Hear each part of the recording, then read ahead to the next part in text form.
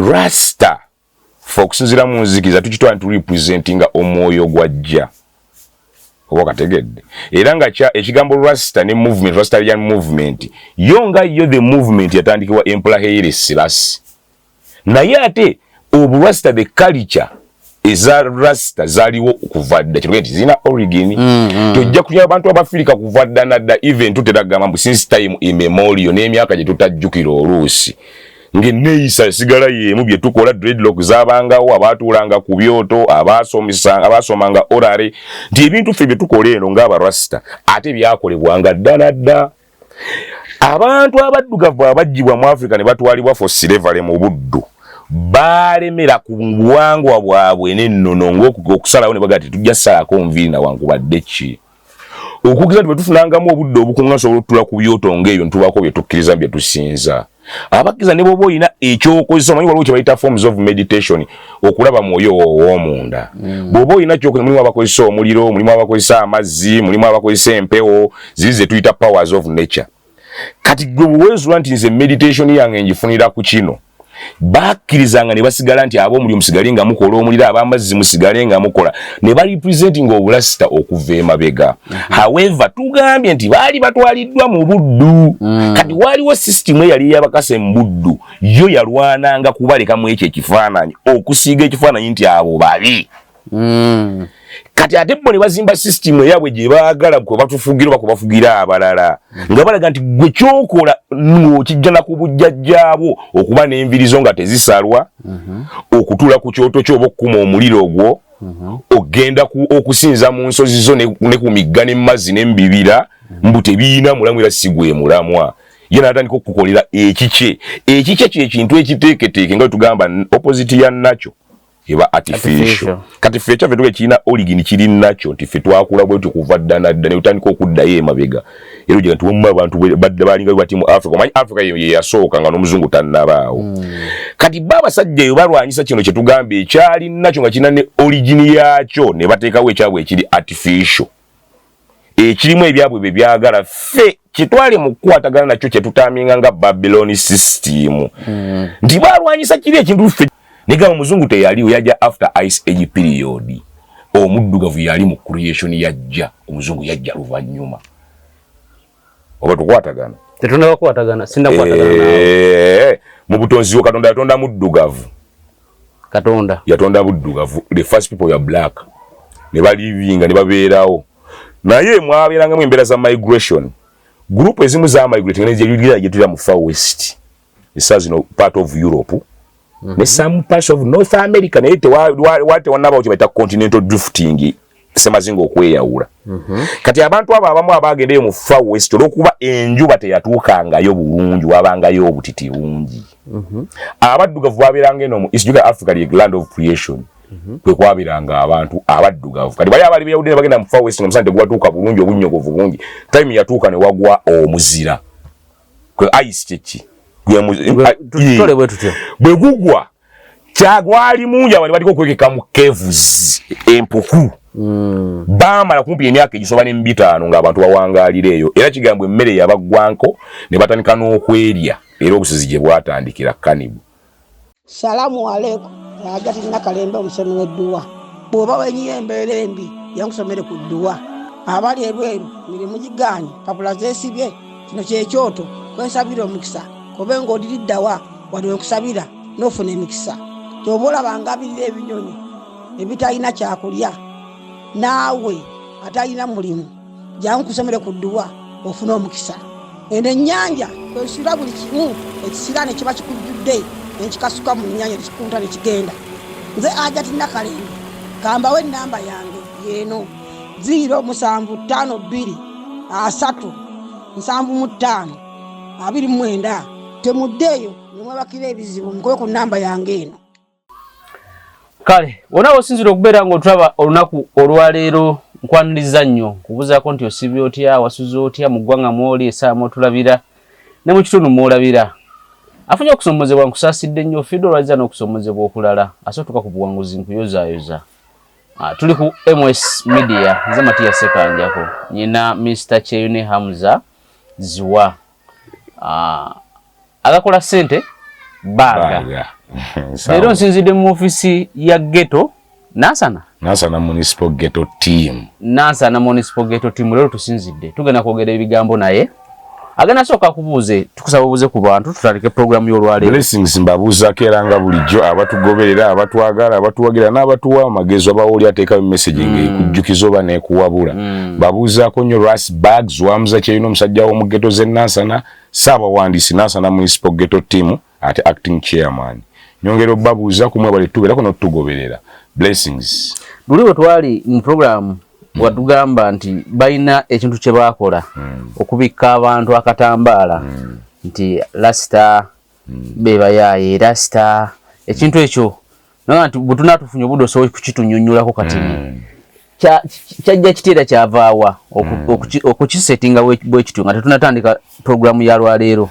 Ekisooka neyanza oburasita it's an origin nsibuko nti oburasita ffenna etulabira ku kintu ng'enviiri naye tutera okugamba nti you don't have to dread to be a rasta tolina kubeera na dreadlockazoka okubeera omurasita era omusajja yamaana n'agamba is the divine concept of your heart. Divine kyekintu ekituukirivu concept kyekyo ekinyusi ky'oba oyina of your heart nti ekinyusi ekyo ekituukirivu ekiri ku mutima gwo kyekiraga oburasita so si kuba na dread kuba osanga kyali ng'alina dread naye nga musiyas be tuyita ababbati kwega yota representing a rasta nti oburasita its origin kina gye kyava kyakubiri oburasita kigambo ekivamu rasta Ras kitegeeza omukulembeze head ta bakijja mujja to rasta fokusinzira mu nzikiza tukitwala nti representinga omwoyo gwajja oba kategedde era nga ekigambo rasta ne movement rastalian movement yonga yo the movement yatandikibwa Emperor Haile Selassie naye ate oburasta the culture eza rasta zaliwo okuva dda kino nti zina origin tojja kulya abantu abafirika kuva dda nadda even tuteragamba mbu since time immemorial n'emyaka gye tutajjukira oluusi ng'enneeyisa sigala y'emu bye tukola dreadlock zaabangawo abaatuulanga ku byoto abaasomanga orare nti ebintu ffe bye tukola eno ng'abarasta ate byakolebwanga dda nadda abantu abaddugavu abaggyibwa mu Africa ne batwalibwa for slavery mu buddu balemera ku buwangwa bwabwe n'ennono ng'okusalawo ne bagati tujja salako nviiri nawankubadde ki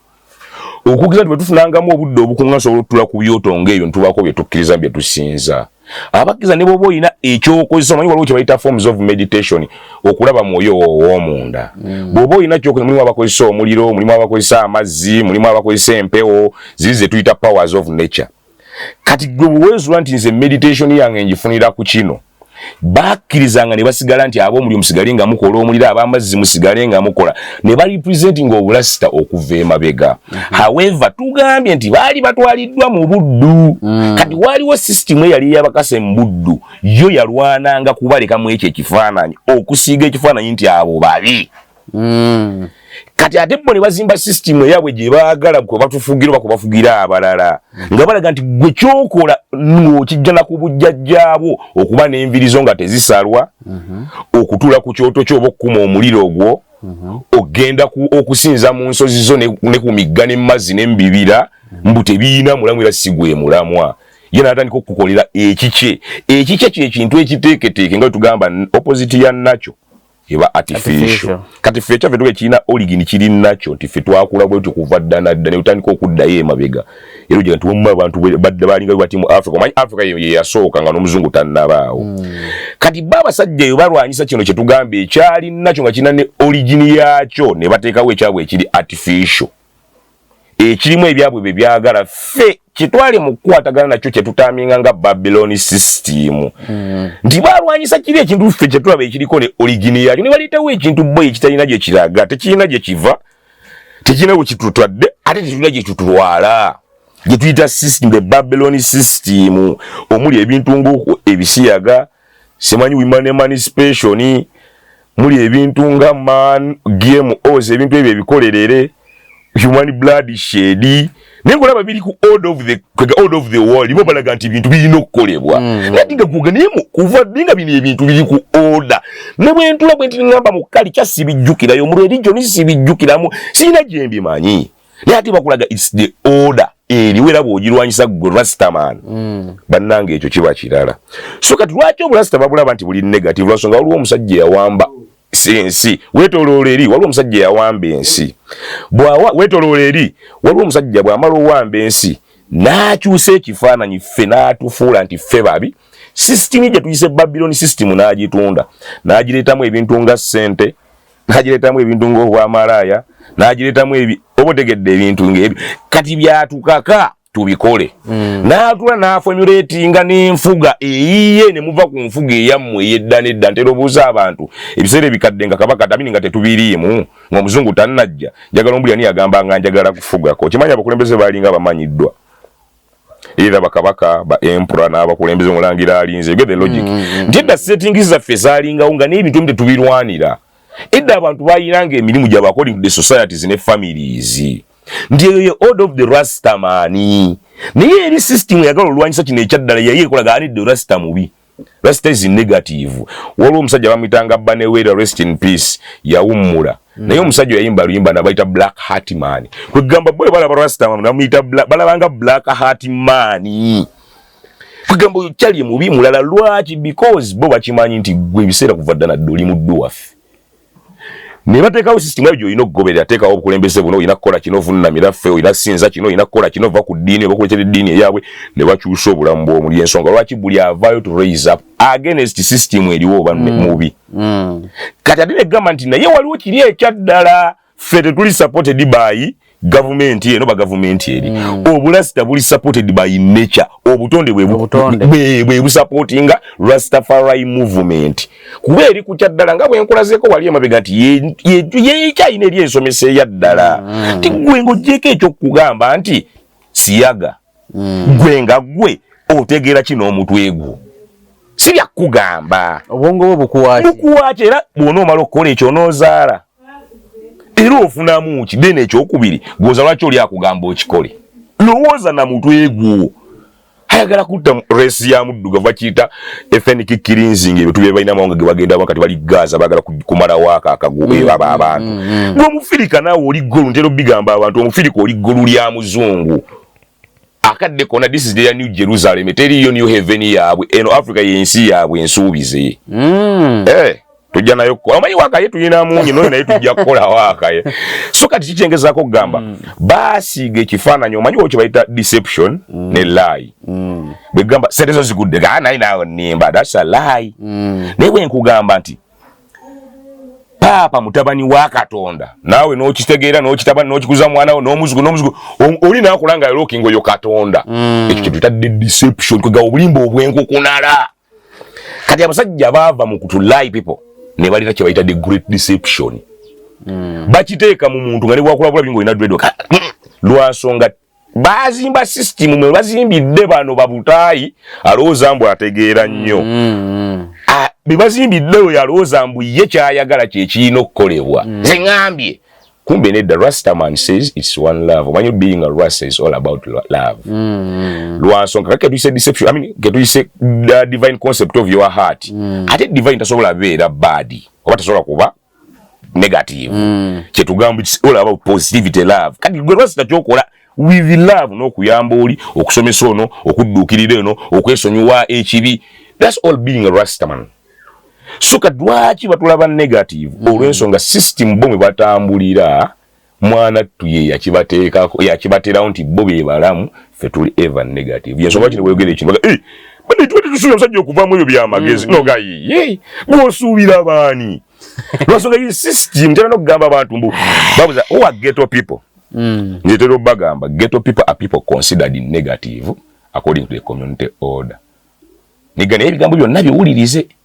People considered you just consider them negative according to the community order. Order eriwo kati community nesinga tuddayo ku origin nti gwe order eriwo gye muyina kati you consider us negative. Those are the ghetto people. Naye are we negative? No, you just consider us negative. Naye is the system eriwo kati ebyaddala tugifunye ndiye yaddala Tineda kitegeza namwe mwabomwe bachamu. So people considered it negative. However, ekigambo ghetto kyava walwensi bagita. Omanyi ekibuga Venice. Edda yaliko ensikire mu Europe mu Italy ndo. Yaliko ensi Venetia Republic. Kati nga onoga mu Luganda suulo bakasuka. Mu Luzungu Thiro. Kati bo mu lulimi lwa bagambanga getare. Getare kati kwega Thiro. Kati iteri Thiro kati mukusula yo wano Thiro mwe mwave kigambo ghetto kati baba muni bakitwala nti be bantu abo batwalibwa nti basuulibwawo.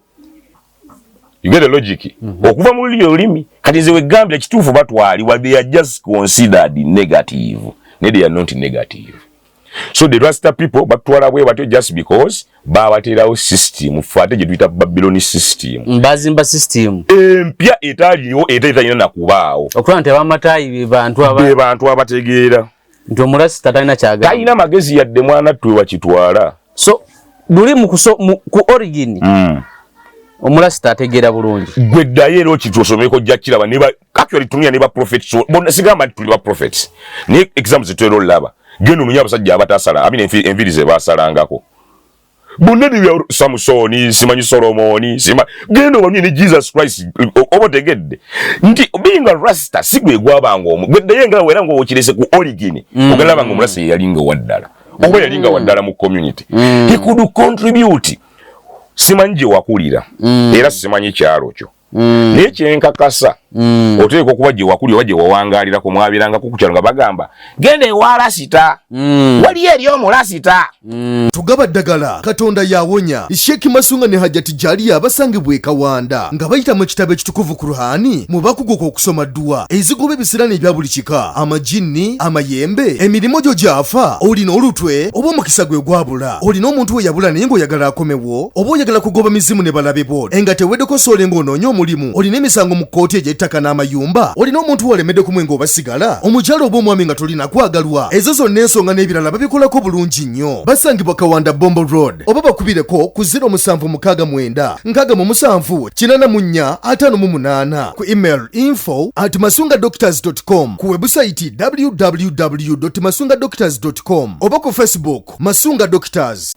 Kategedde Mugende Rasta anywe enjaga yali menno bumune mugende wa Rasta abawe emichungwa mugende wa Rasta abawe ebibala nti twakulya mu kalakira nga mulimu abantu we are never negative babanga ba providers either mulimi abawa mulunzo basse ekyo nga emirimu yagikola ku kyalo mugende mu Rasta alongose ekiralo mugende mu Rasta atereze ennimiro kikyengezako ganti abantu wano kuva dda system yebagaliddeyo naye ate bo balingawo okuva dda ate nga bali positive nga bagatta ku community be bakozi mu community. Kati bana bamatayi bagirabanga threat okuleka omulasta atambule mu original ye kati ekyatera tujja kireeta lubo bajja batya waliwo bali abasajja family ziri between 25 to 27 yawe zezefuga ensi zezikulembera ensi kati zezizimba bino byonna to isolate others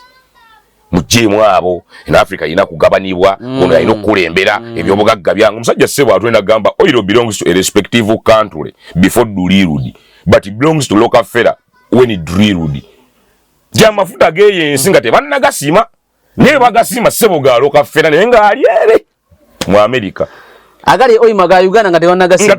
ne bagakwatirako goli nsonga kyabasajja bafa bagadafi betulowooza Diamond abasajja abatudde eri waggulu bo ibananyini Diamond ibananyini kopa embaawo ennyanja mblaza kati awe baleeta system ti gwajja okubuusa banno beekyaddalo yina okuvaamu kati Rasta kyoyogero ndaga nti threat yali y'amaanyi eri abamatayi exactly eri omulasta society ne baagala bagisetinge nti omulasta abamubi abamuyaye abamubbi abaki kati olinga ndaga ne traditional African society eno era nayo ba setting mu setting bwetu nti ne bagijjamu eri okuba traditional African society yaffe ne bagireeta blessings tetulaga nti Africa eri wakati bafara ba seti bakikyusa ne batujja mu tradition setting oba gye African traditional society ne batweta mu gye bayita modernity zenna basomesa abansomesa ko mu Europe amini mu European history nga nkyasoma ngomusajja agamba omanyi batuga how Europeans developed Africa okajjukira nenga yajja mukasinaga how Europeans underdeveloped Africa kwega fete twayita modernity bafala batujoga okimanyi civilization yatandikira wano mu Nile Valley genda awo Egypt Nile Valley civilization yatandikira mu Nile Valley region civilization lwaki bo batwaga ati batwetera civilization batu bagendanga bakunganya ebintu manyi empire yakola ebintu byayo byali bingi empire zeze zagendanga zimeruka ne bajjawo ebintu ebisinga ne babikunganyiza mu archives zaabwe eyo mu Europe n'ensi endala bwe malo bitereka ne baleeta ate ffe ne batandika okutuleetera ebyabwe Katonda waabwe ba prophets baabwe buli kimu kyabwe gwe tolinayo kalungi konna ebyo byonna nnevo lw'ensonga baasooka ne bakuggyako ekiki ekyaddala goza ki when they came to kwangeza bugeza gwe bajja okufuga obwakabaka bwa Buganda n'eŋŋoma ne bazibba lwaki battanga bakingi bakiifu mukwawo nawudde ne wagwe bakomyawo ndoza Madagascar Mozambique wa Congo amanyo ga Lumumba nene jo wiki eno balina gwe bakomezaawo balina bye bakomezaawo ebisigali ebyali kabaka mukwawo we Tanzania you remember waliwo n'omulwanyi Kibuuka Omumbale lwaki oloza abantu bano batwalanga n'ebisigalira by'abantu abo obo bakabaka obwo nti bakimanye n'ensi Africa togirwanyisa muwoyo n'emyoyo so walo ginuuna ne ba designing ekyabi n'okuleta Yesu sorry to say so Katonda owaabwe baprofets abaabwe bannabbi abaabwe waliwo n'olutalo olunene mwana gwe kinaaluma yamanyi is a pastor rasta battle ne pastor baleeta muleete pastor bana babulira enjiri oyagala sekojjemu mpale nedda tuze kusoma anti eddiini jukira buli omu ayina eyiye Obukatuliki mukomba mudaali wani bwe Roma deni waliyo bali nze ŋŋaanyi be tuyita Protestant baawa batula Kantibale naye nga abakulembera omumanyi kesaawa zino ye Charles anti kabaka wa Bongeza yakulembera eddiini kati ate Orthodox basajja abalasha basajja bo bali eri bannanyina Orthodox kati tugenda wala obulokole Omumerika naye n'aleeta obulokole bw'Abamerika bano abasajja bakimanyi okukwata ensi olina okubeera ne influencing factors ng'eddiini nga ssente okuza ebyenfuna ebyobugagga administration y'eggwanga kati baali abasajja Amerika tebasobola kuyingira jukira mu Amerika teyakola colonization teyafuga abantu yo bagifuga nako Bungereza yagifuga kati yatosobola kujja kufuga nga colonization agenza agwa n'okugwa nga teyinaamu ebintu nga eddiini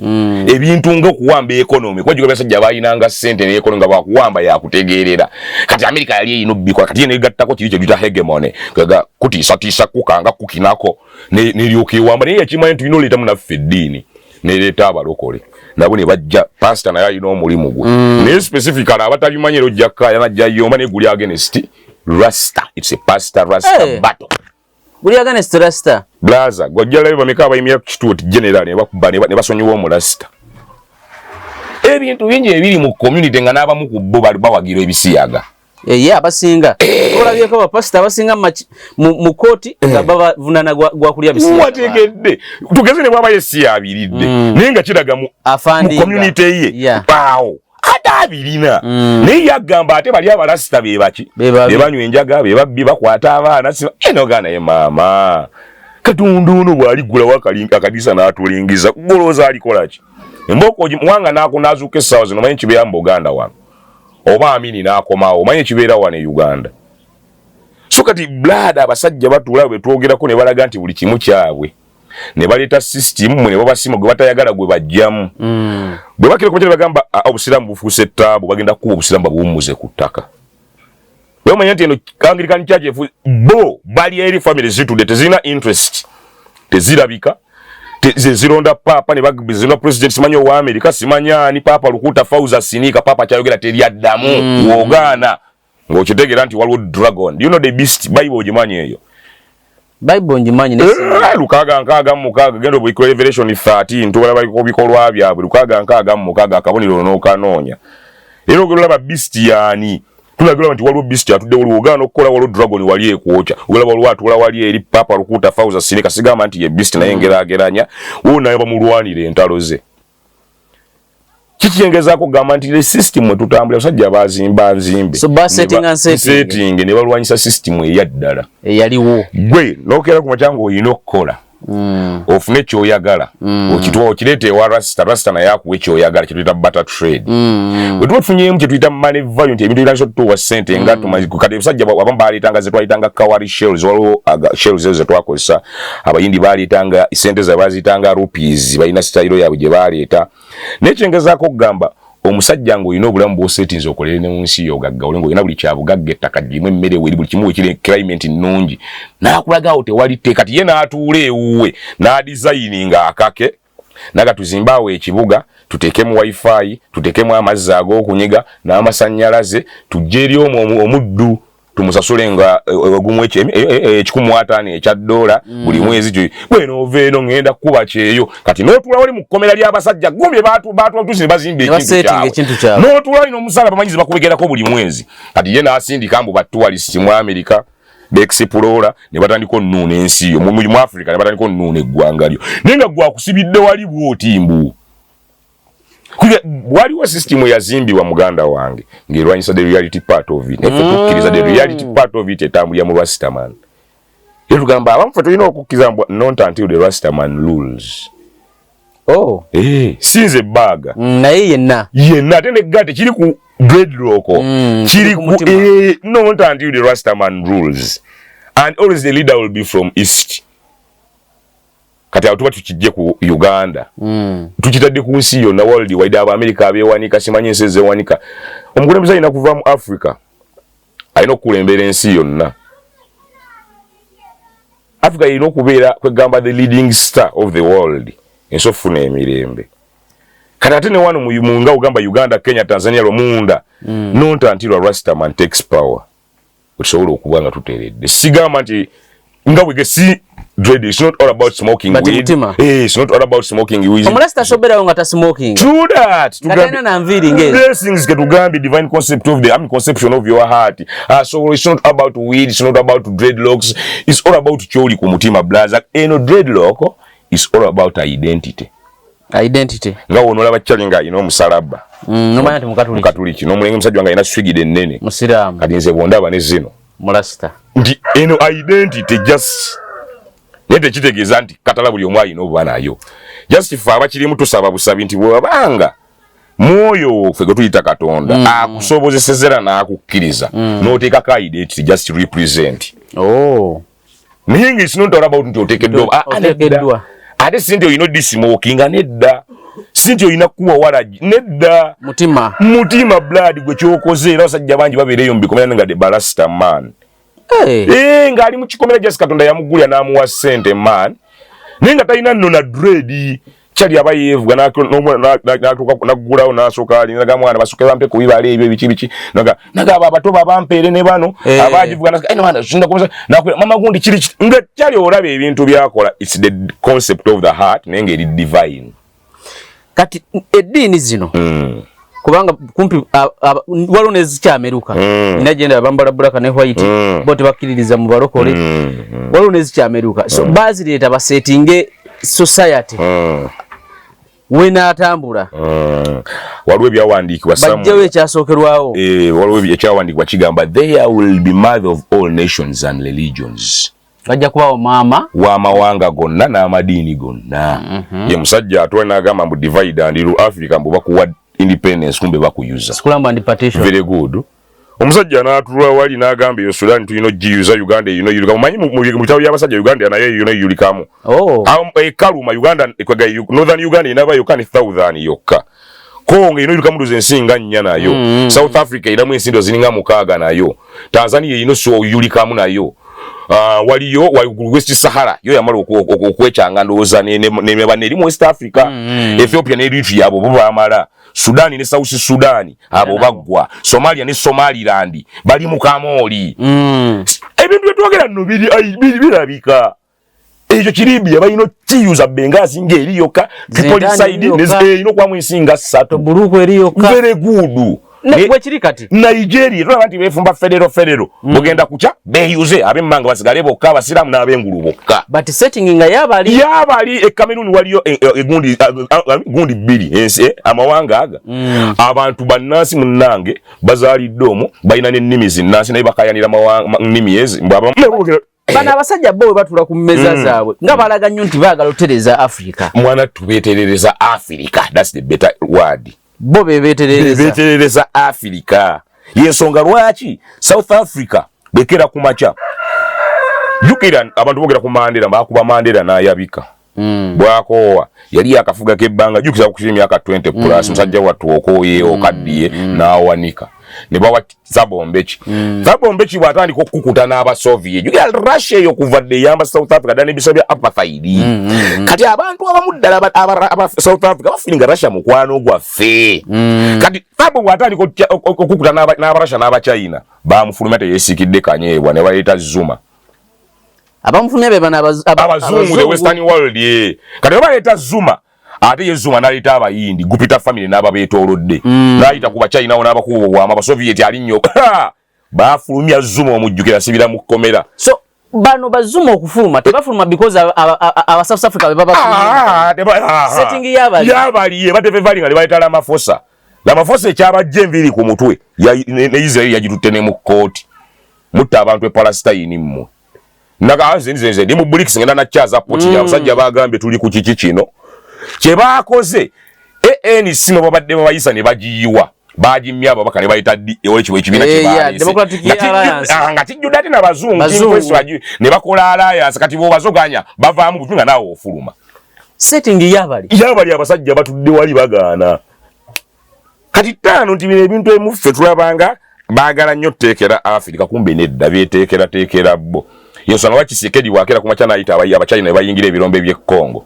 M23 ewamba n'ebibuga nekazagala abachina muve wano kinyiza bali waliyo banyini kyo batudde linake wali family ziri wali zitudde zitundule wezi batufugira ku remote ne batulo linagamba wano bali ni conference ojijukira wano wa Uganda amini wano kwa Ingereza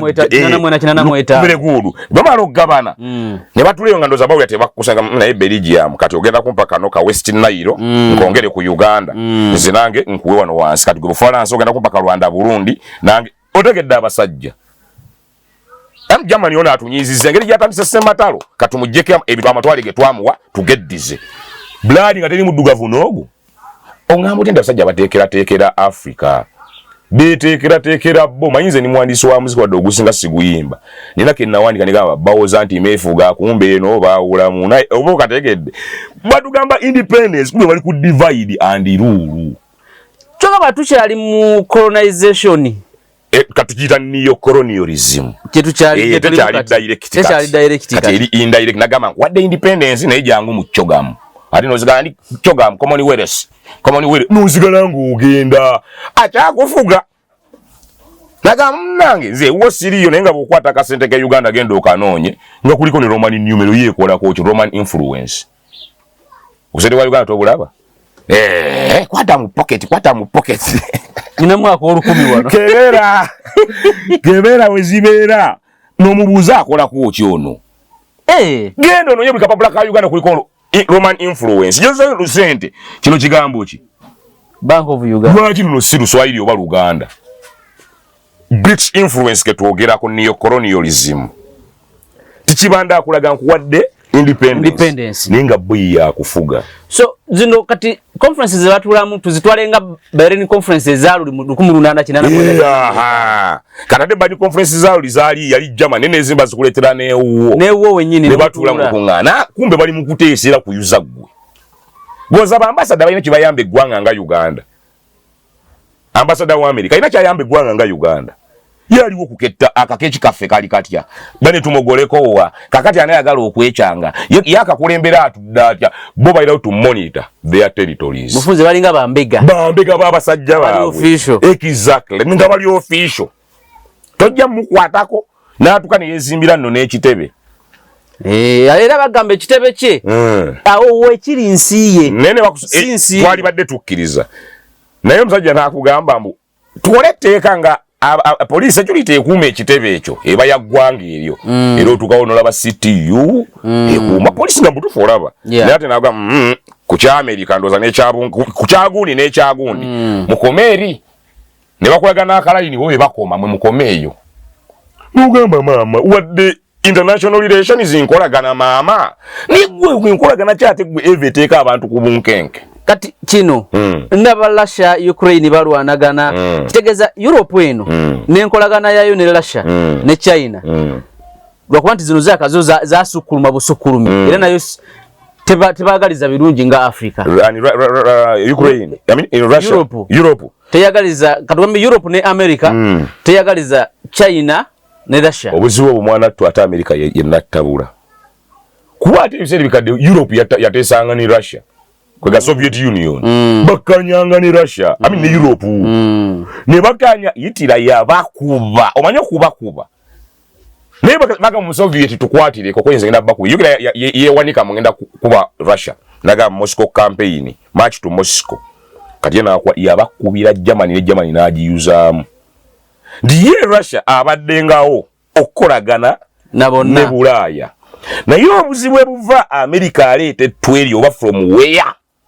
ngavude musematalo okubiri kati Soviet Union ekyali yamanyi America yali atya Soviet Union juga America yali agala ate kulembera ambunsi naleta olukujjukujjulo tani kokola NATO nga mission ya NATO kusula Soviet Union ye yali mission yayo gwebera gwe ngoyagala onotandika ekisimbe ekinsoloza nyizo kukkiriza natandika recruiting ate balirwana boli n'abateeka mu NATO ne n'abakwatirayo kakkananga ne Russia ayawudde ne Europe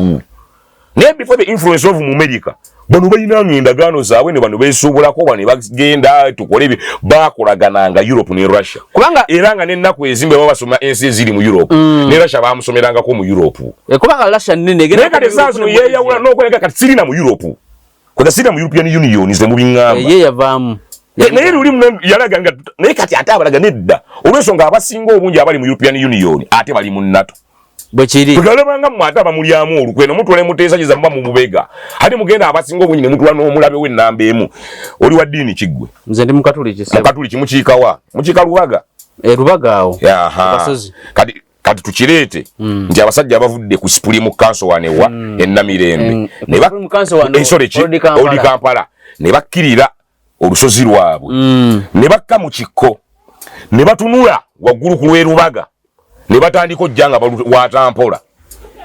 bamala odduwaata ne balya church ne balya ettaka olusozi lwonna wasigalawo tugeze church ne compound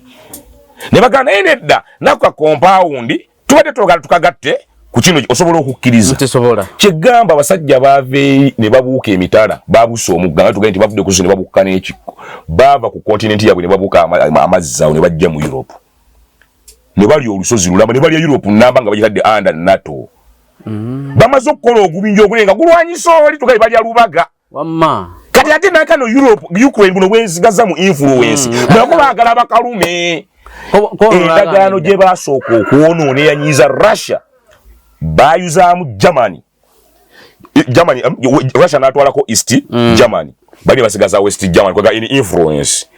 mu ndagaano gye basayininga okuyunitinga Germany unification of Germany okumenya Berlin Wall Russia yali abagayi bwe tuta Germany tayingira mu NATO nti bannange bamuta yayingira mu NATO kati gwe kiki obo kyayagala kyenkubuuza gwe yagala sajja wali kulyawo chachi ya Lubaga bamale kuwamba Moscow oli okomanya nti NATO ndiyo wa America endia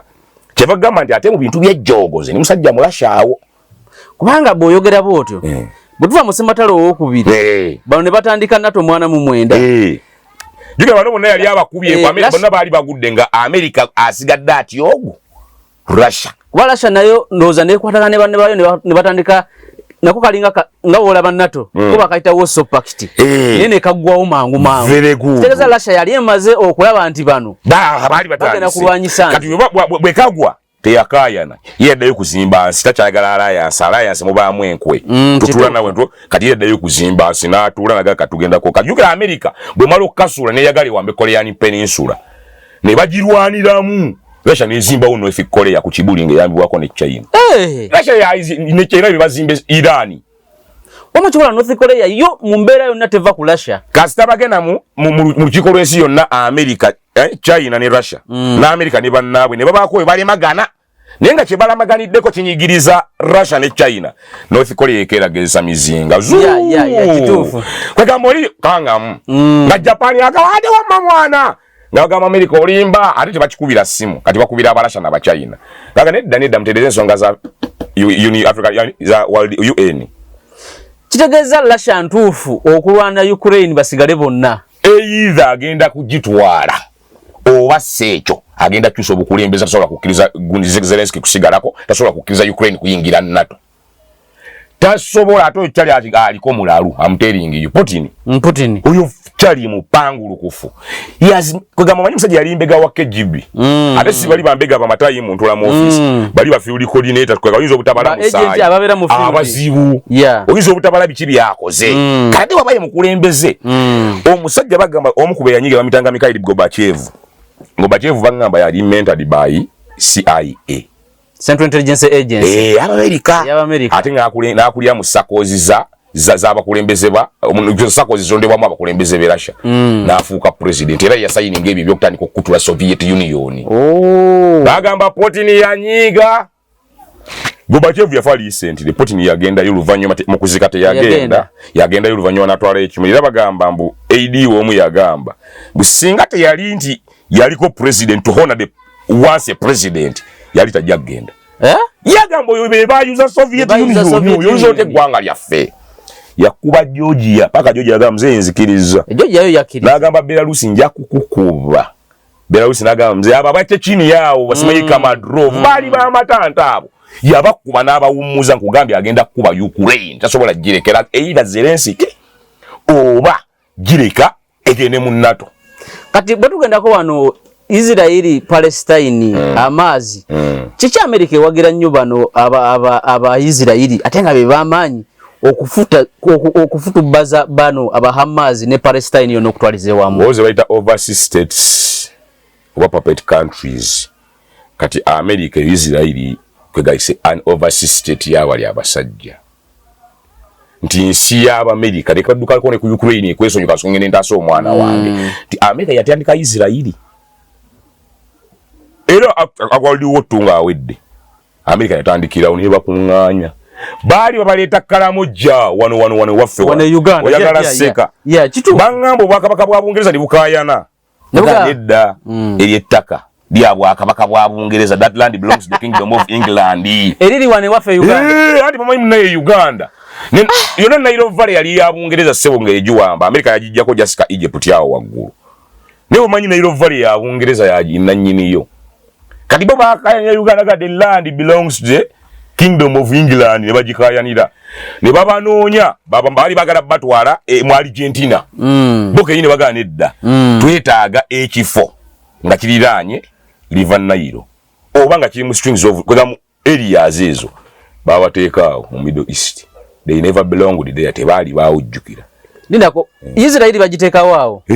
That is modern Israeli 1948. Kadi the ancient Israelites ate bali abakadde ekisooka tugezebogeza tetuzole abantu tweyazika ebyokulabirako. Kabaka wa Buganda tuli mu Buganda wano manya Baganda bangi wano kamukamu gwe Muganda Abanyala Abamoli waliwo bano abagala Abaluuli bangi Abaganda b'e Masaka bwe beegatta tugezengeza bugera sigamye nti bwe kiri singa Abaluuli kabaka aba abanyigiriza ne baga fe tusenguse mbuki mu Buganda ne bagenda basenge Sudani baba bafuusere Sudani oba Baganda abasajja bali Misiri ku ttaka lya Afrika nga abanyigiriza kabaka Farao siwe kyali bali Abayisirayiri bali lidda wasimu Egypt nga kabaka abanyigiriza siwao ne ba promised land ne basala wali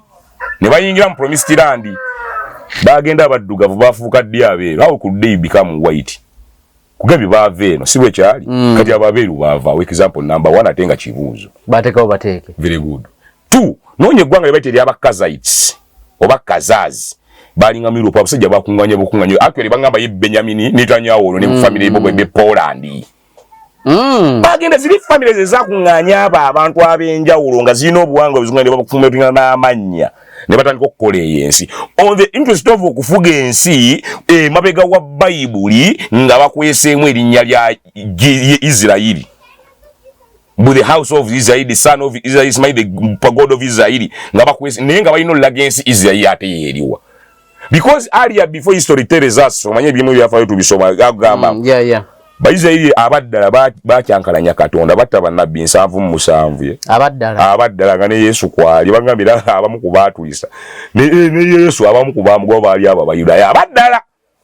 kati Katonda n'abasaka ekikole mugenda bagabira ensi ebalye kati we are scattered by the wills of Jah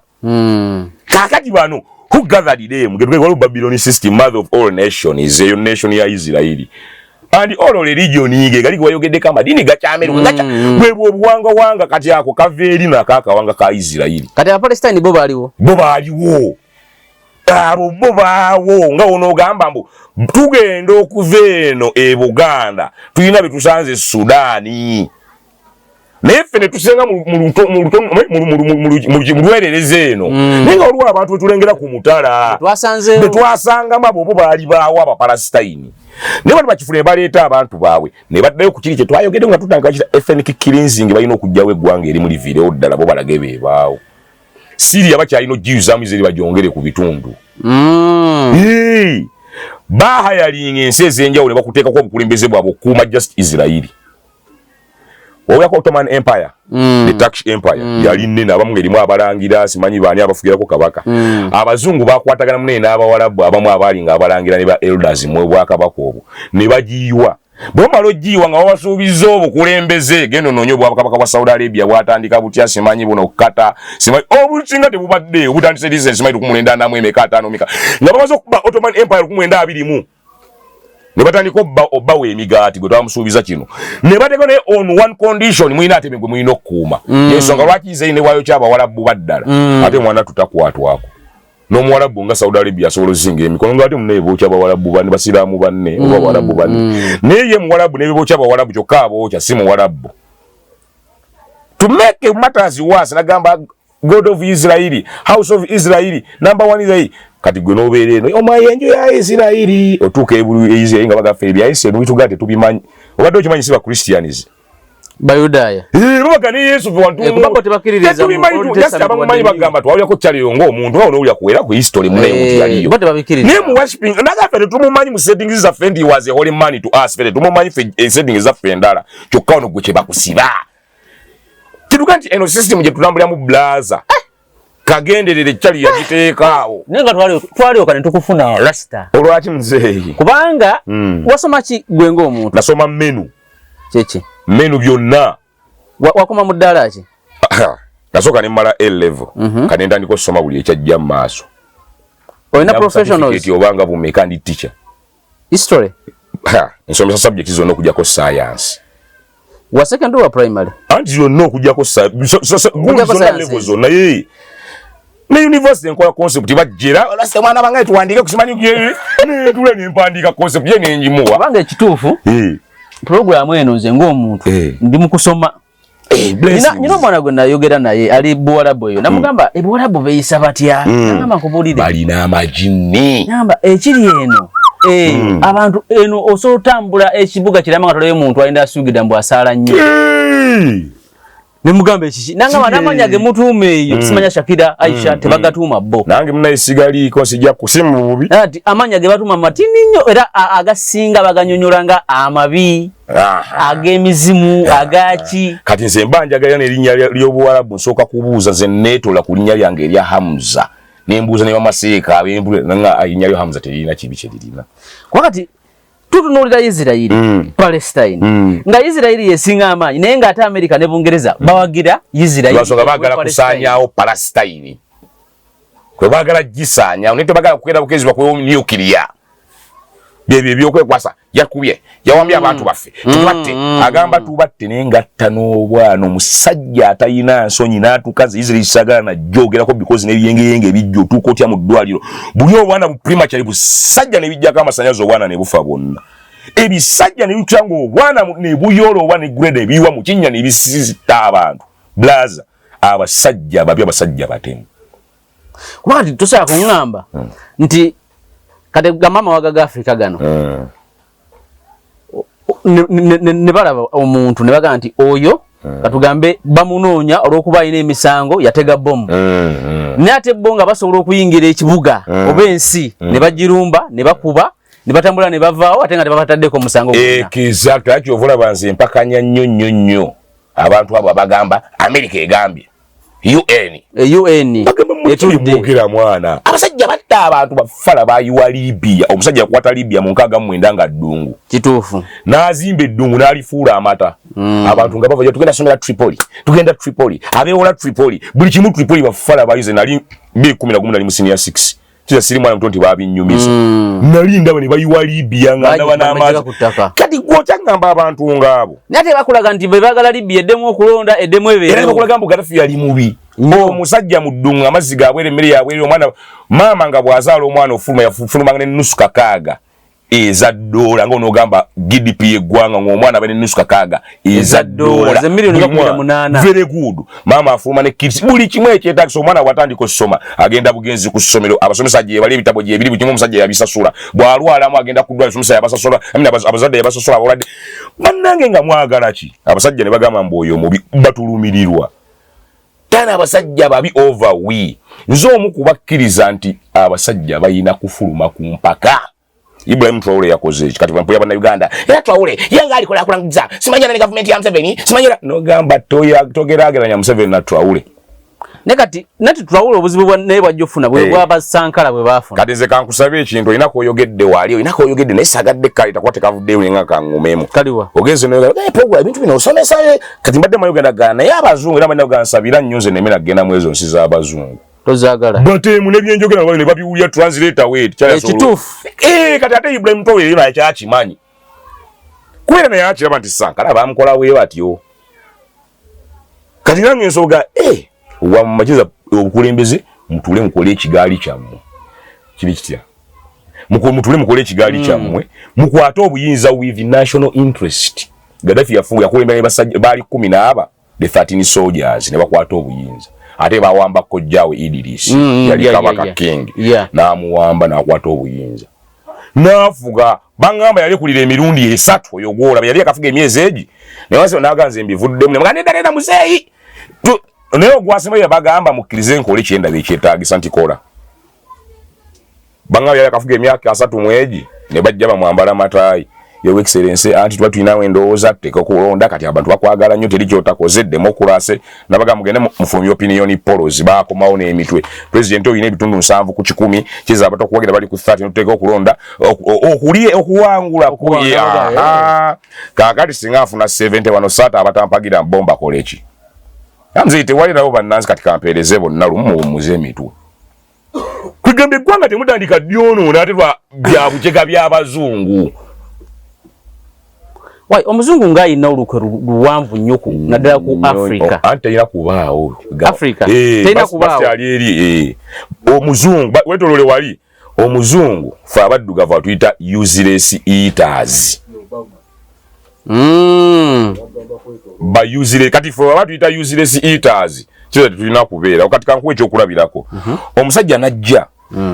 nga ine dagala Ebola omanyi Ebola naluma abantu essira liyo ni Central African Republic simanyi Congo omusajja nga ine dagala ewuwe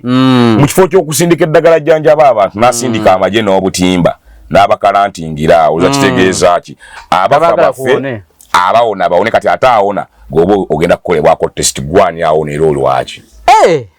the logic endwadde abasajja mu Africa bafuulamu gezizo lya ndwadde bangambye kiziba kita Ebola house ndoza kati do oba kati bakiyita kolera oba amini bakiyita onani ali ku covid oba bakiyitani bangamba bayina ekizimbe mu America kirina emyaliro za 10 naye buli mwaliriro guliko virus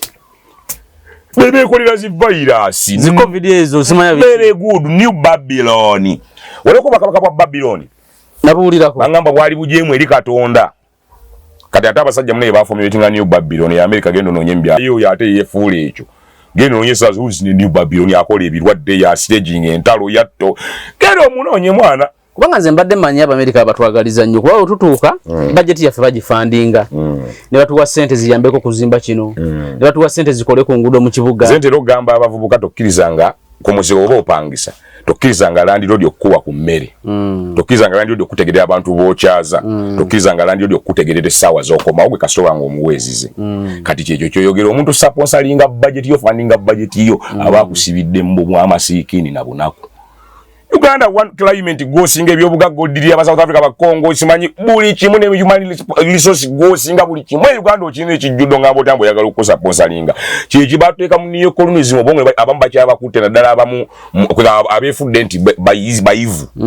bakyakutta abantu obwongo ne balowooza ekyo kyoleesa example nti balowooza tutafune funding yoje tujja kubaawo bw'omunyiza kugenda kulopa mu bazungu tugenda kulopa mu America n'ogamba laba nnono America akaafugani era byogera ze sinze polisi singa ze nali polisi afadhali gwanga ndiyo ngamba muzungu omuzungu mbuli akalungi kikanjagaliza kye kibuzo namba 1 gwembulira bwe bali bakina kuzo kati mpagira mu 7 lwaso yavudde kuyava ku bazungu naye abogerako just one no wadda yati nateetera nabo ati ampaye ngeri bbiri gyateetera nabo waliwo yakubennyawo tutugenda olaba ali mu America agenze ekyo kikkirizibwa wano gye babadde bamwetoolozza wadde bagamba ebyokunywa saagala namulabe nga abisinga wategedde nti waliwo otuuka kwa Haile Selassie yagamba yali wa Ethiopia yagamba kubajjuke yali mu Rasta kati ate nga Babylon system weeri jukira abasajja abo balwanyisako Selassie ne baddira empula Mussolini Mussolini owa Italy ne bamuleka ssebo yawambe Ethiopia wabo bali bagabanye eri kati Mussolini Selassie agenda okulaba abasajja abangereza nabo nabo bagamba nti bamuwagira ate musawa yembe batuula ne Mussolini akuba Italy kati bebe mu confuse gaba elders abambuza lwaki ogenda mbasajja abo nga ate bankwe nagamba nedda tosobola lwanyisa abasajja abo nga tobayingidde batuuke mwolabe kati yembeera eyo nti ebimu otuukayo nolaba nobibeeramu nonti because ogenda bikola kuba toyagala babikuyise kulitalaba ye Museveni waki ensonga olw'omu asobola okujjayo nokimanya badde amaze emyaka n'emyaka nga talinnyayo kuba mu lutalo lwa Ukraine nalaba bakulembeze b'Afrika bagenda ku Ukraine mu bye basaba Zelensky bamugamba nti tuyambe embeera neeterere ebyokulya bisobola okuva e Ukraine bijje mu Africa ngano Zelensky mu kubaddamu yabasekerera n'abagamba mu abalina ettaka eggimu tembadde mu lutalo wadde mwaka gumu nze mbadde mu lutalo kanti kumpi myaka ebiri ate nze gwe musaba emmere ejje wammwe nti mwe mulabika muri eyo mwebase na bwebase yabasekera na busekera zereguli ya mwana bebase naddala bakulembeza abayogera statement bebafu I'm sorry enkisaziza kwa kitegwa ku muntu wa level eyo ne abasaba kulembeza abasaba ekintu ekyo ndoza ba advisor baabwe ne ba concept developer aba developing the concept je bagenda nayo bali kati bategeera okiche bagendako because awali omulamwa gweyo meeting yali yakubuza Zelensky oyagala ki nitugenda ne wa Putin oyagala ki are they applicable tunonye other forces on board nti UN obasimanyi gwe Antonio Guterres simanyi tubabuulire biki ebyetaagisa okukkana ego ogenda osaba ono munai tuyamba olutalo oba munaku kyeza twalagamba ate Abafrika tuli banaku over Ukraine ali ne muntu kyokola kibanda yatusekerera ngaira bwogambe however ebyo twali tulina kuzinga mikono netuka kati Abafrika tukole I told the people nagamba batu lutalo lwa Ukraine lugenda okugwa kwegwa tsekono lwa Israel ziri genda okugwa ngeze ensinjavu genda obuze mu Bulaya ne Germany abadde asinga obugagga ewe batandise okwekyanga kwa Germany economy badde asinga obugagga mu Europe naye ne abantu batandise okugamba mmedda baba olw'ensonga ate America bwe luli babadde babalansinga buno Bungereza buteeka mu France abantu begiragira kati America abadde abayambako yafunye olwa Israel nadduke batemwe budget yammwe n'erinnya ku Ukraine kubona asokodde mwezi mwa inogenda ku mwana we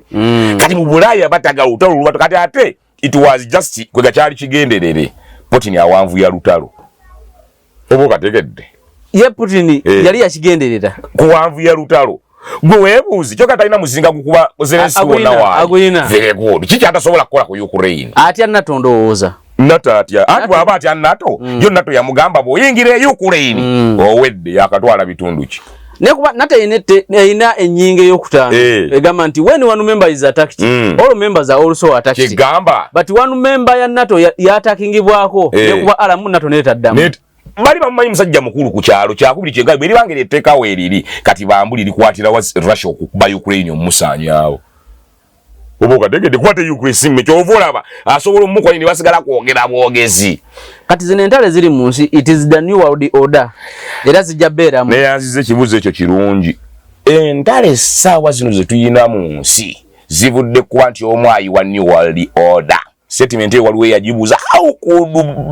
Putin attack Ukraine ng'ayina obulumi bwa munda kuba mu new world order ate Russia yebadde terina kubaawo Kwe kakadde kaita kuba kasinga zakutuka. Mu New World Order, ate New World Order, Russia akutte ne China bazimbi ekipya. Bano kyebataasuubira. Kyebataasuubira. Kati kyekibamenya bagamba omusajja ayiwa ekintu kyekwe. Russia talwana na Zelensky. Zelensky comedian. Okimanyi Zelensky nadduka ku bukulembeze obutalo lwa Ukraine ruggwanga takyali mukulembeza agenda kuddayo mu comedy we. Yojamula mu Europe simanyi wangira ali simanyi fashion show David. Naye specifically ye talwana na Zelensky oyo kuba kimanyi oyo musajja mulala. Naye ayina balwana na babiyitoloddawo. Yesobola kijeno waddalo w'amajja akugaba blaza tuve mu lutalo. Gwe Zelensky yakyoseza simanyi abadde yamujjeko. Ndi ya Zelensky waliwo abamugamba makola kino tokkiriza ekyo. Waliwo abamuvuga. Si yavuga olutalo luno. Exactly. Kyokka abaddala abali ku lutalo eri baganedda bwe ibine ebintu si byaffe. Wone General wa Ukraine yagamba singa twateesa ne Russia. Singa Ukraine namu. Bwe kiri. Kweka it was a matter of gamba Russia sigenda mu NATO. Nsayinize na wano sibirimu ebya NATO sigazi nsi. Ne waliwo abafuga ono Ukraine. Jukira waliwo ndo zali Polishenko waliwo yaliko nga pro Russia nga Russia ye mutegerera. Ne bategeka okwekalakasa okumanya abantu ye America era ne bannaabwe ne basula government ne bali tambu tulonde bali ta Zelensky comedian. Nembu Zelensky naye mukujja. Naye yali wa Russia nnyo. But along the way yakyuka bukyusi. Ati mwana olaba government ba influence nga mu president mulamba n'abeera mu sakozi za Russia. Katolo woyo ye government ya Mwami Museveni okimanyi government ya Museveni yemwe asajja abakolera abantu abo abazungu government nekera yagamba tugambye teri bisiyaga oli n'agamba abantu balina eddembe okusiyaga nga asibye no n'akataine nga ali mu government yemwe eganje kana yemwali koyo agent wani ekyewusa nga ye alina n'omukyala ewaka alina n'abaana kitegeeza ekintu kyakola kisasulire nga bw'omubuuza ensonga omanye ensonga gy'agamba mbu abantu balina eddembe lyabwe. Gwe nomubuuza kuva ddi ng'omuntu alina eddembe ku national interest. Kuba national interest eri mu kutereeza ggwanga without that ebyo nga tebiriimu interest y'eggwanga. Kati gwe nga uli ati eddembe nga n'okiza nti wamma bano ba agenti. So kati omuzungu mu buli project alina ba agenti be. Ezo endwadde muganda wange Africa bagezezzaako ndwadde katwale Congo katwale wano ensi esinga sima ebyobugagga mu nsi muno amini mu nsi ogimanyi bagita South Africa. Yesingu yikule ebyobugagga mu ttaka naye genda onoonye last time some time back obali walwana mutuvire abagwira mugende ndoza bagita xenophobia mutuvire mugende kitegeeza nti waliwo anoone eggwanga eryo nga si bannansi. Ensi esinga okubeera n'ebyobugagga zinga wono ga mineral possession Congo negenda ono ibaga Congo wali ono yatalabanga ku mmotoka ya defoko omanyi foko munna efoko ng'akoma kulaba eki bayi munyonyi bweti ng'eyita mu bbanga. Ebyobugaga bano bajja ne babiyikula ne bagenda. Very good. Yeka staff ne kasajja kakeyo n'akateekawo wali n'akawo ebyokulwanyisa n'akateekawo mu buli kimu.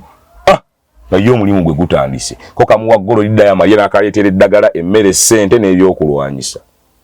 Ne kaweereza abakyali e Kampala abakyali e Congo abakyali gye kalina family gye kaava. Ko ne kayikula buganga kawooli kyali. Ye n'atula e Italy sima kati ennaku zino Dubai esinga ottunda ebyokwewunda. Genda onoonye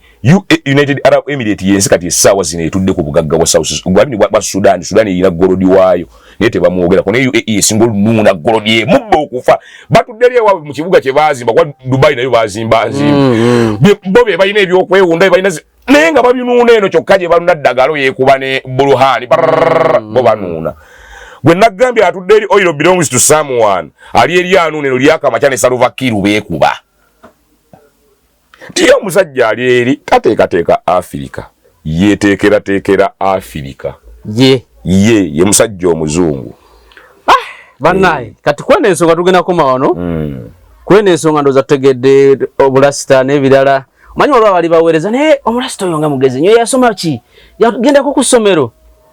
ne baba bangamba oyo omusajja musomesa professional oyammanyi waawo ku Tiger Radio yangamba omusajja professional teacher era mugezi ddala just lwakuba nti mwana kati nekino kali kakige kyobola oli ombuuza nenjagala okwetoola nsagala kugamba bantu kiki nasoma lwaki olw'ensonga yonna kujanga tujenga anti mwana ndi teacher basooka kati gwe asomesa bikira ebiviiri basooka kati nze nsooka nenkola emirimu gwe n'okizuula luvannyuma naye mwana kyali oba ali bikira ziganze nasoma mmenu kubanga ogyeko n'ogenda mu kiraaso osomesa bingi byenkola blood bingi byo katenga bigwa mu education kama ochagenda mu class n'osomesa ngendayo abalina amagezi bampita lwa kwasi kyasomesa zino syllabus subject zamwe azinga ugamba syllabus yeah nsomesa kye tuyita counseling and career guidance ne counseling wanga sinateka bintu bibiri nina certificate za manyina geyo nama A-level nasoma atera bingi nina nasoma HIV AIDS counseling mu bavubuka kulandikasa na wabayutu ku HIV na yokusinga ndi specified ke Twitter stigma kwega muntu oyo bwalwa asoso ahandi nnyo best yawo nenga ni mu HIV counseling kati ate ni mu drug use and abuse as in counselor era mbavubuka ndize nsobola okugamba ebiragalaga kigenda babo ekyo kiro kitambula bwe kiti kati ejo njikola mu masomero nti bapita jangu baga twakizudde abana bano bayinamu emizeze simanyi jangu oyogere ku AIDS jangu oyogere simanyi kati ddala simu tugenda tunatetuka mu international AIDS day or drug day ezinaku de invite mino ogenda mu conferences zino ogenda ko mu masomero ago holo batudde concept ebaawo netwogera ku ebyo ebintu ekyokubiri nsomesa art and designing kati nze ngamba abamaso kuba ebifaananyi kati eri mu ssomero mmoche muyita art nga tukola art designing ku designinga kati byonna kyolwa nze ngamba art and designing nze mwezija mu ssomero lyo nze nsooka nembasenga ngenda yigiriza abaana bano art kati nze ntandika bba olawuli otamanyi siga kifaananyi naye nga amanyi okubumba ng'ate amanyi okukwata ebiboxi n'akolamu ebyokuzanyisa by'abaana kyebaita class designing so okujaga lwasi olaba nze nsobola otunga neŋŋamba editicha tufune ekyalaani ne tuleeta bali abakola tie and dye ate ne tukakomola ate ono n'akatunga ne tutimba ekikumba kyaffe mu kisomero nti oyo omwana ne bw'anaaba avudde wano mu education ayina omulimu omulala ensonga lwaki omwana ne bw'afuna 17 mu pepa ya bamita dano odongo ne bwafuna 17 naye ate mwana tuwajja mu komite ne mwana wange abadde asoma nti nze nsomesa art and designs mu ssomero nsomesa MDD music dance and drama nkola speech z'abaana kwega tujja twagala kukola tutereka emizannyo nnyimba mazina tukola MDD eyo yonna areas of education tingendayo nensomesa however sikyali somesa math necessity kati zino other subjects singa yeganyiza obusanga ebweru munayi Katonda yannyamba omutwe nguyina era nzija wegala kikino ngambi kula nga tusoma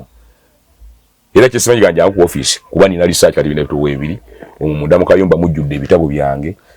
kitegeeza oli musomi n'ebitabo byennyini obisoma musomi you cannot be good teacher nga toli mulizi mulungi olina kusooka ba muyizi mulungi n'obeera teacher omulungi kati nze ni musomi nnyato muwandiisi nsoma nenekola ne notices zange mu katabo kosomye mu bitabo ebyenjawulo kati ebintu byenjogera oyiza okumbuza biri mu kitabo ki tekiriyo neje ebiri byosomye ebyenjawulo ebitabo ebyenjawulo bwensoma nenkola notices ntuuka nga nze nina ekitabo ekyange naye sinatuuka ku level esobola publicizinga katabo nti kakubiddwa gundi kati nsobola okwekolera notices zange netuka nga osobola otwa n'ogamba the origin of the muzungu nigamba muzungu teyaliwo yajja after ice age period omuddugavu yali mu creation yajja omuzungu yajja luvannyuma oba tukwatagana tetunda bakwatagana sinda kwatagana mu butonzi wo Katonda yatonda muddugavu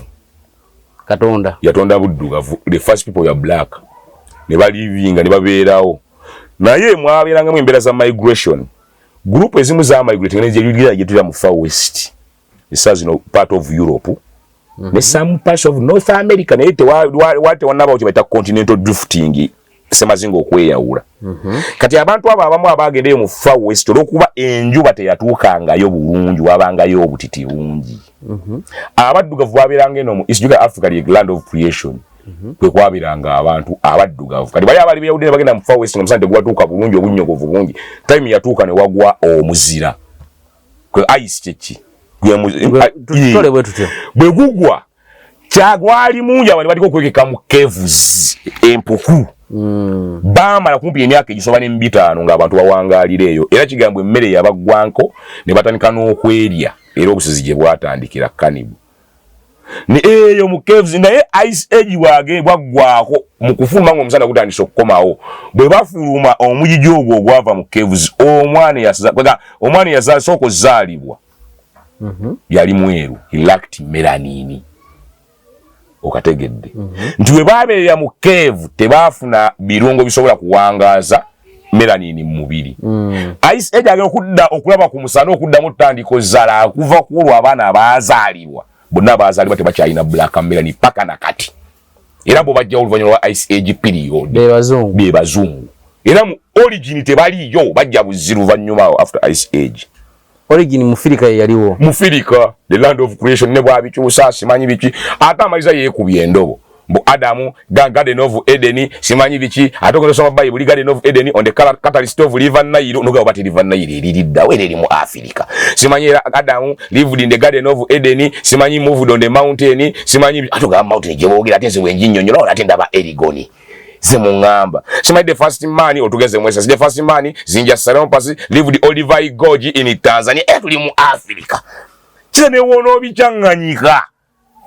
creation ya kwemo okukyusa iyo oba tuletera ba Yesu abazungu oba ne creation Yesu naye yali muddugavu black man dark skinned soldier musajjanga wa mubiri muddugavu tabanko omweru na was never pure man simanyi white man ezemviri ze balagambu pure hair nedda yali alina omanyi kiri ki dread ekyekwate ngebyo yabyendige kyamisango omwana gwendiga nga ina ki dread kire kinene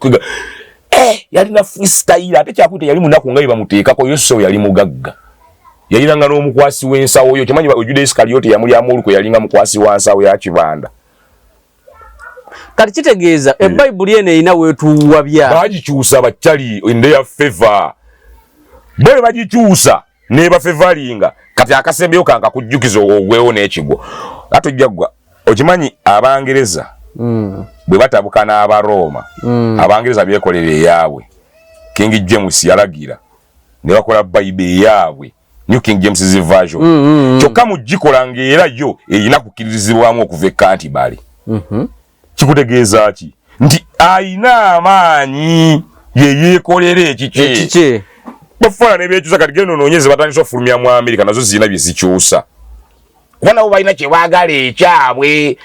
era bagira the born again Bible n'ogikwata n'oseka n'osokoddayo ku King James version ng'ate naye nabyo n'oddayo kusimanyi ku y'abakatuliki bagiyita the Christian Bible tuyina ne African Bible kati abasajja bazannyisa ebitabo amutooli ebitabo byali ndoozanga obanga 10 mu mmeka ne babijjamu asigalamu 6 kalale ne bagenda babijjajjamu wekitabo kira Gospel of Jesus the book of Sirach kikubula emirimu gya Yesu gye yakola ne gwe wali otereko mu Bible kiwano gwenga gwe tugeze tokiraba bingi the book of Enoka eyo nayo onoonya Bible onoonya ekitabo kya Enoka nakyo tekiriimu naye mulimu ekyabaloma ne so buli kimu wati kiringa taata wanaatula n'akola amakaage gwe nove wammwe n'opangisa akazigo n'osetinga ebintu byo n'ofuna ddeemuwo oba lwe batonda n'ozimba enjuuyo tugeze n'ofuna ddeemuwo kati ng'otula n'eddeemuwo tugenda zaala abaana ne tugenda kukola bwe tuti wantuteekewo akamyu onteekewo embwa kati yembwa bwekera n'erigita mu lujerooza yeetegeera kumbe gwe wagambye mukeere embwa mugigulire Bayibuli mu bufunze etu erina bingi byetulimba naddala ku origin ya Yesu Kristo bonna ebintu ebisinga jase kubuza ekkuumira ku bali bannannyiniyo abagikola ye yagala kukuumira ku bali era kyovala naye kenyini ate kyewusa naye kenyini akimanyi kino kitabu akiteekawo bw'ati n'ageza akijjawo waliyo emmundu yajja agamba Yesu yagamba sonyiwa bwe kuba ettama teekawo eddala yagenda okugyawo emmundu ng'alina balimisweta abazibu ani gwe bataaku batandikira ku bakulembeze b'ennono bakkira mwanga simanyi baani naye nga munda ndikwa yajja n'ekitabo nagasonyiwa munne olwajjawo ekitabo ng'alina embwasi bya bakuba ng'okimanyi kino ekitabo ky'omusajja kyamuwa ettaka mu buli ggwanga just kitabo kino kyabikkula wati nti Bayibuli ettaka lya Roma ettaka lya Papa ne just kitabo kino kye yateeka mu musajja n'akiyiga wano wa Roma gwegezo bawe sigamba bokka n'abasiramu gwegezo kwate munnaddiini mugabe wano